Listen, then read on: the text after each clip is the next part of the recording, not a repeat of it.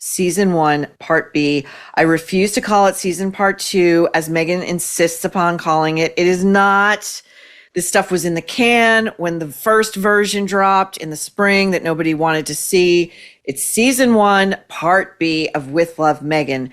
I watched it Clockwork Orange style, okay? I gutted it out through 90 minutes. That was it. But before we get into that, I'd like to revisit happier times, if I may. I would like to, and for those of you who maybe haven't seen this, we filmed this, I believe, right before The Nerve debuted back in April. This is a show that I, for one, cannot believe Netflix has not picked up for just a full order. If I may, here once again is my second acting job or my acting debut. I'm so in demand, I can't remember anymore. If I may, here once again is With Love, Meghan. Meghan with a Y. Oh, thank you. It's just the kind of house I run. Look at that perfect amber color. No one else has ice sprinkles. Cheers, dear. No problems whatsoever.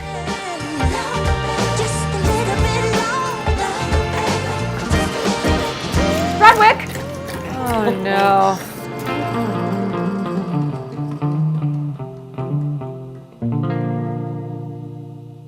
Now, Kinsey, before we begin, I have to say so Meghan, the grammarian in me has got to address this. Okay. This is in episode 2 of Season 1, Part B, the Chrissy Teigen episode. She says the following about her dog, Guy, who is in the kitchen in his doggy bed and who I believe has been drugged, just my opinion, into submission in her fake kitchen, because any dog owner knows dogs go, unless you have a very rare kind of dog who is either very sick or not food motivated. That's the rare thing I'm talking about. They're all over you in the kitchen. It's so annoying, but Guy's just like chilling out, So anyway, Meghan, so Chrissy says something like, "Oh, who is this?" And Meghan goes, "Oh, that's Guy's my dog." And then she goes, "I had gotten him from the shelter. I had gotten him." Oh, I got him from the shelter. Yeah. Okay, so I love this for Meghan, who just thinks she's so perfect. It's like, her grammar's for shit. Okay, now steel yourself, because we are only going to take a part 1 episode, because this series is so saccharine and boring that it's enough to induce a diabetic coma. Now, as discussed amongst all of us here at The Nerve, the opening of any given show should be a banger. Okay, it should grab you, whether it's reality or scripted, it should grab you by the throat and it should keep you mesmerized. So how does Meghan, who clearly thinks she knows everything, open this episode? Let's take a look. Now, sourdough is a labor of love or stress, depending on how you do it. Let us begin. 113 grams. Music's doing all the heavy lifting. As we know with baking, the specificity of measurements is a real thing. 79, 94. Oh, will she get it right? All right. We are going to put in 113 grams of water. So let's zero it out. Will she make it perfect? Oh, of course she will.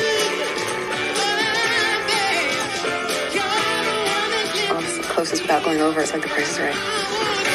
God. This is so boring. Like, get a life. She's pouring water into a mason jar, and her challenge is, can she make the water hit exactly 113 grams? Oh, and now she's exhaling like she just ran, the New York City Marathon. Get out of here. Now, we at The Nerve were able to get the original recipe for Meghan's sourdough bread. How apt that she's making sourdough bread. First of all, because she's sour all the time. Secondly, it's so basic. It's what everybody was doing during the pandemic. The world has moved on, Meghan. But in Meghan's recipe, she forgot to tell us that you need to include like 8 servings of revenge and 0 servings of entertainment. Oh, gosh. That's the truth. Well, I love that you said that the music did the heavy lifting, because I talked to somebody in the music industry in Tennessee, in Nashville, about this particular episode and the beginning of that. She's playing Shake Your Groove thing which is like, you'll hear it at every bar mitzvah, you'll hear it at every wedding, you'll hear it in the dairy aisle at every supermarket. And I said, is this a way for Meghan to, how important is that music? Is this a way for her to try to, make us love her through music that we sincerely love, that we just, is there a conscious effort here being made? And he was like, absolutely. That's exactly what she's doing. Because I just don't associate Shake Your Groove thing with fondling sourdough in your $30,000 jewelry. And hoping to God you've washed your hands, by the way, since you're leaving your jewelry on. That's so unhygienic. But yeah, this whole thing is just an exercise in narcissism, congratulating herself at every stop, to the point where you're just like, do you have to do this because you grew up being rejected left and right at auditions in Hollywood? No one's a bigger cheerleader for Meghan Markle than Meghan Markle. To your point, at one point we see her later, making the bread, and her hair is hanging down over the dough mix. It's disgusting. It's amazing how many celebrities now that we're realizing have like zero personal hygiene. Tracy Ellis Ross, is a huge offender. So our producer Marlena also pointed out something very, very salient regarding the choice of soundtrack, which is just really just like, at this point, like generic Motown. That's just like, it doesn't say anything other than like, oh, we're just like having some fun here. But some of it is like now in the public domain, so Netflix didn't have to pay for it. That's interesting. It's a little bit cheaper for them, which they're in desperate need of when it comes to Meghan Markle, because the last I checked, we're a few days out from the show. It hasn't charted at all. I mean, it hasn't broken the top 10. Yeah, no, it hasn't cracked the charts. It dropped Tuesday. Viewers are over Meghan's make-believe world and paper-thin friendships. The fantasy just isn't selling. Not only that, so the beginning of that episode where she's pouring, can she get the right amount of water into the mason jar? And it's like an episode of 24, is it going to happen? Or is she going to save the day? And then she moves the mason jar over to another countertop.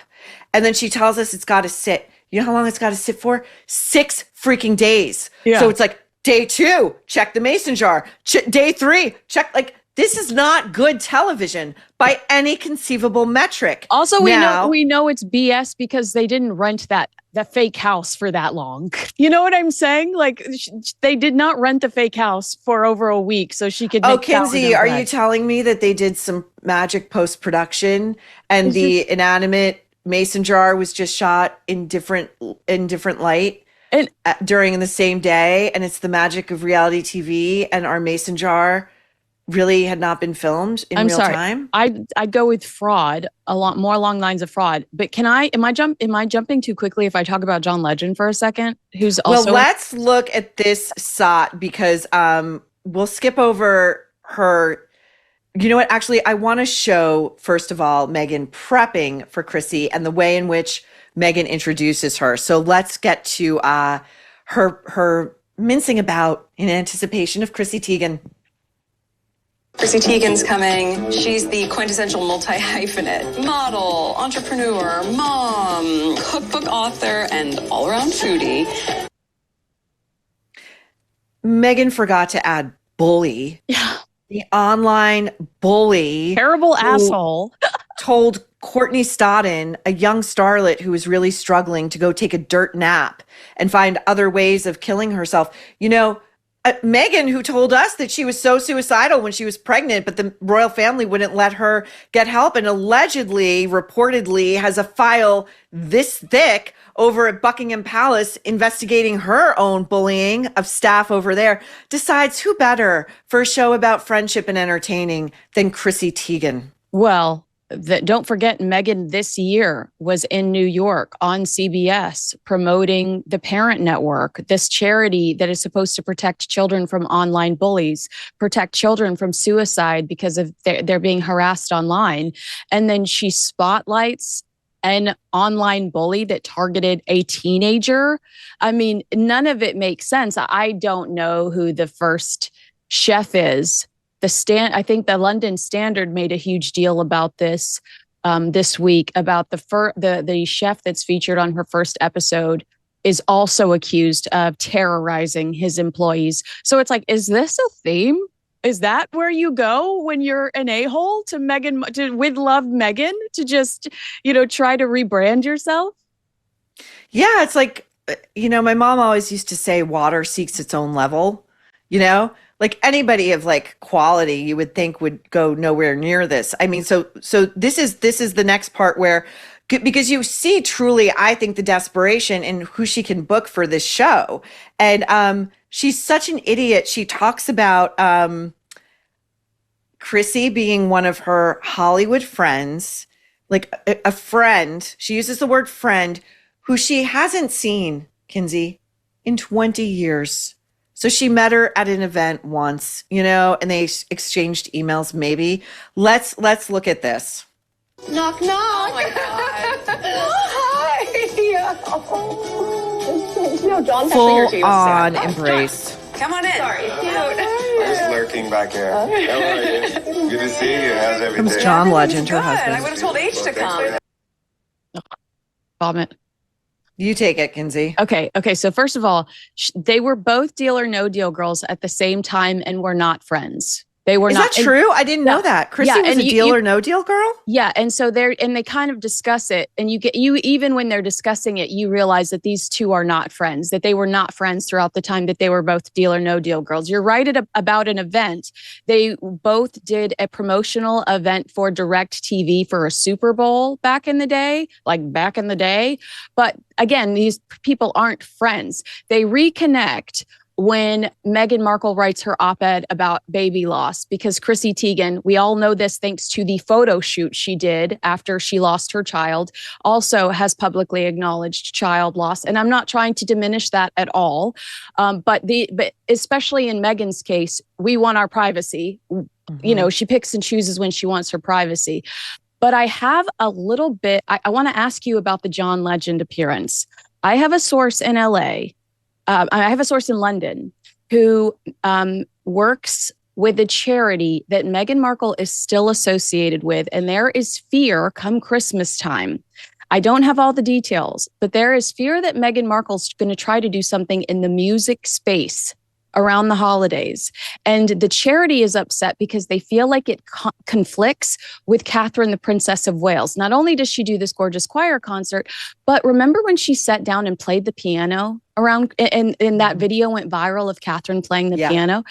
I'm wondering if Meghan has roped in John Legend to try to do some sort of music project associated with this London charity to help promote her Christmas special on Netflix, because the John Legend thing is too bizarre to me. I mean, I guess Chrissy Teigen needed him there to tell her when their child was born. But, we'll get to that. But otherwise, why is John Legend there?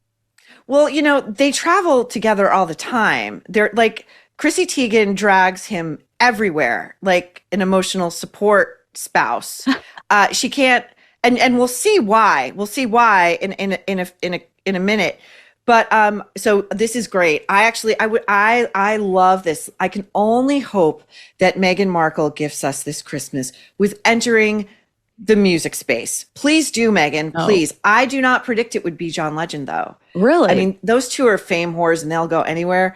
No, I'm going to think it's going to be someone more like a Lil Wayne, and we're going to be reenacting like the twerking video from the delivery room. It's something like that. Not on if we're lucky. If we're lucky. Poor baby Jesus. He deserves so much more. But yeah, the charity is concerned because they're like, what is she going to do? And really she has been such a burden to them, demanding she picked her own photographer for a shoot at one point for this charity. She did not like the photos, demanded that the photos be retaken, and it was going to be like at least $5,000. And the charity had to go back to her and say, we can't afford that. If you want to do these pictures again, if you need to use your own photographers, we can't afford that. I mean, she is such a burden that I understand almost why she's completely disappeared when it comes to Prince Harry's charity pursuits. Well, yes, of course. She's really, I don't understand why these charities just don't cut her loose. Just say thanks, but no thanks. You're actually befouling our brand, and we've had sufficient. Yeah. Now, when Chrissy comes in to admire the finished bread, the sourdough dome, which has been sliced into, there's not a lot of continuity in this production. But Chrissy has those coffin nails, which all those do is collect dirt and dust mites and debris. And she has her hair, which is styled with no end of product. And then, of course, her face, which is extremely heavily made up. She then takes said hands and puts them all over the bread to remark upon its texture and its feel. And so disgusting. It's like, I wouldn't touch a thing out of that kitchen. No. I wouldn't touch a thing, let alone ingest it. So here comes Chrissy talking to her great best friend, Meghan, about how much fun she's having with 80 crew crammed into this fake kitchen. This is my most ideal day that I could imagine. So fun. Oh, yeah. Oh, my God, the crust on it. Here's the thing. When you sit around making this, I literally was just like, oh, do I want any more bread? No. And I'm like, I have to eat it. You know? It took days to make it. And this was my starter. I thought it'd be good for That's beautiful. Conversation is fluffy. It actually riveting. goes from a really Oh my dense God. texture to this kind of fluffy, whipped goodness. Oh, my gosh. And then how It's much so of weird that how goes she makes into all of one- this stuff tiniest before the bit. guest Oh, okay. comes over. There's still Like, all of this wait, left from wait, the starter. though. And there's Here comes something the called money the quote. discard of the starter, which I think they need to rename that. I don't like the discard. No, it's like I'm not a fan of that word. Okay, it's called the discard of the starter being the sourdough mix. Who cares? But she says, I don't like that word discard. They need to rename it. And that struck me as very interesting because you are probably familiar with the concept of the narcissistic discard. And that is when the narcissist is done with you. And those who may be familiar with Meghan's narcissistic discard, just my opinion, are Meghan Markle's father, Meghan Markle's sister, Meghan Markle's Half-brother. spouse, who she FedExed the wedding rings back to. Jessica Mulroney. Right? The Queen of England, Prince Philip, King Charles, Prince William, and Catherine, Princess of Wales, just off the top of my head. Yeah, exactly. No, I'd say that that's pretty fair. Jessica, Ben Mulroney, their children who were in her wedding, the dog she left in Canada. I mean, oh my gosh. But yeah, discard. I thought that this is just the worst conversation. You can tell that these two were never friends. You can tell that Meghan is not prepared. I think I said this to you during the Mindy Kaling episode. Okay, I think Chrissy Teigen is a terrorist. I do. But you could look at her Wikipedia page and come up with some pretty interesting questions about how she landed John Legend, how she got where she is. Meghan is. How about how you clawed your way back from that bullying scandal? How'd you do that, Chrissy? Obviously, we'd be more interested in that. Obviously, yes. But she doesn't care about anyone else. And it's so weird that she has all of this stuff prepared.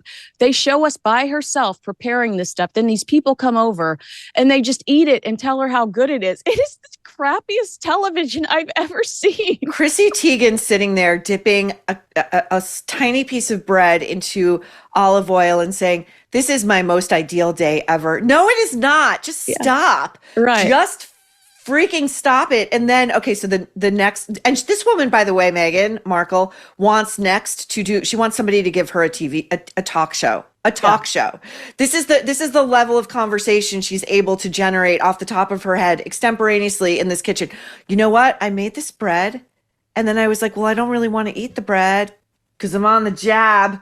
It's my opinion. But I made it. So like I have to eat it. That's the conversation. Right. That's the conversation. Okay. Then we go into, so Meghan proposes, again, this is Chrissy Teigen's most favorite day ever. Yeah.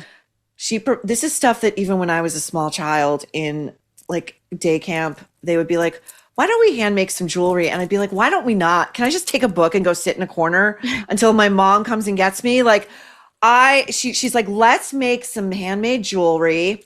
And it'll be themed to our children's birth dates. And this is great for Chrissy because she helpfully has all of her children's birth dates tattooed on her arm. But there is a plot twist. Let's take a look. We both have May and June birthdays for our kids. Yeah. Look, I had to get a tattoo of their birthdays because I don't remember. Sweet. Yeah. So April 14th, May. Wait, is that 16 or 18? Oh no. 18th. Oh no, 18th. that's John. Is it Brett or no? Who's this? Miles is Birthdays. May 16th. There we go.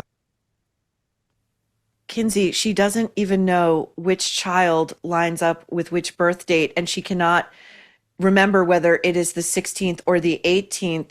And then so she looks at her tattoo, but it wasn't done properly because it's smudged. And I used to make fun of the idiots who would get tattoos, who do get tattoos that say breathe, but now I have to reconsider.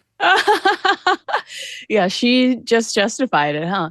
No, I thought this is not a cute moment, but of course, Meghan Markle will take any additional second she can have John Legend in the party somehow, because he, in my opinion, is the biggest known personality she has for season 2, and he's not even supposed to be there. He's like an extra.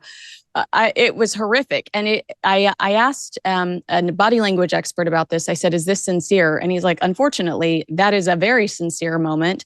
And then I also asked the body language expert about Chrissy saying that she adopts all the dogs. Like I said, does she really love animals, or is she trying to rebrand herself?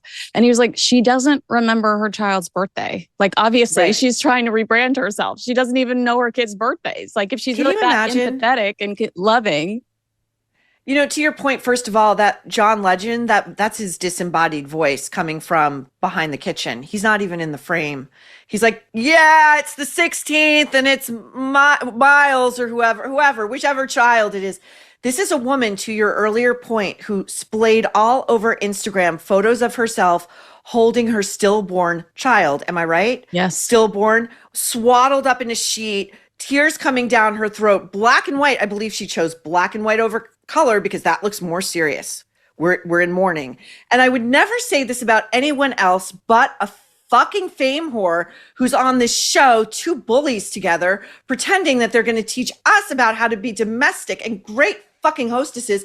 And she can't even remember which child was born on which day, even though she's got a forearm of tattoos with said dates on them. It's insane. It is so, I mean, again, Meghan talks a lot about how she's involved in every aspect of these shows. She did you dirty, girl. Your friend of 20 years did you dirty, because there was nothing positive. There was nothing that didn't reflect well on Chrissy Teigen at all. It wasn't a cute moment. And this is the thing where this goes to my theory, which I talked about a bit the other day with you, about my theory that Harry's ghostwriter for Spare really hated him because he let so much stuff stay in the book. And if you really like your client, if you're ghostwriting, you're going to say, I would strongly encourage you to reconsider this, like sleep on it, like take a few days. I don't think this will be good for you in the long run. And ultimately it seemed like the guy was like, hey, have at it, man. Like I'm kind of done with you. And I feel like Netflix is the same way with Meghan, where it's like an executive with eyes on this thing would say, we should really cut that out. Like that doesn't look good for Chrissy, and it really doesn't look good for you. But my theory is a show about family, a show Meghan's trying to make this thing about family. It's like, first of all, your husband's MIA. What do your kids even look like? And your guest can't even remember their child's birthday. Get out of here.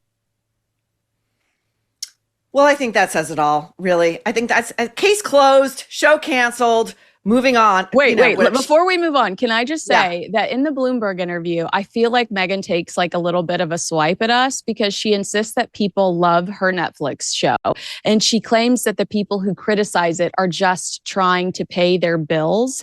And she's like, if you can live like that, if, at your detriment, that's fine. And I just wanted to say that I think it's a little ironic for Meghan Markle to dismiss critics as just trying to pay their bills when much of her own income over the last 5 years has come from criticizing the royal family. That strategy has paid her bills too. And that's for her to sort out if she's comfortable doing it at Harry's family's detriment. You've said this a million times. Prince Philip and Queen Elizabeth died feeling under attack from their grandson and his wife. Some might call it elder abuse, but Harry and Meghan might just call it paying the bills. You know what, Kinsey? I never really planned to share this, but before Meghan Markle hit the scene, I was actually homeless. Yeah, exactly. I couldn't pay my bills. Honeylove is an independent female-founded brand. All Honeylove products are intelligently designed by women who actually wear them, including founder Betsy, who is highly involved in the development of each product. Honeylove bras are supportive and wire-free, thanks to bonding technology that lifts without underwire. Yes, underwire is painful no matter how they brand it. It sucks. You deserve a bra that is lightweight and comfortable without sacrificing support. Honeylove shapewear is designed to move with you, and it uses targeted compression to enhance your curves instead of squeeze them. In short, Honeylove, their designs are meant to work with your body, not against it. So treat yourself to the most advanced bras and shapewear on the market. Save 20% off Honeylove at honeylove.com/nerve. Use our exclusive link to get 20% off honeylove.com/nerve to find your perfect fit. After you purchase, they will ask you where you heard about them. Please support our show and tell them we sent you troublemakers. Experience the new standard in bras and shapewear with Honeylove.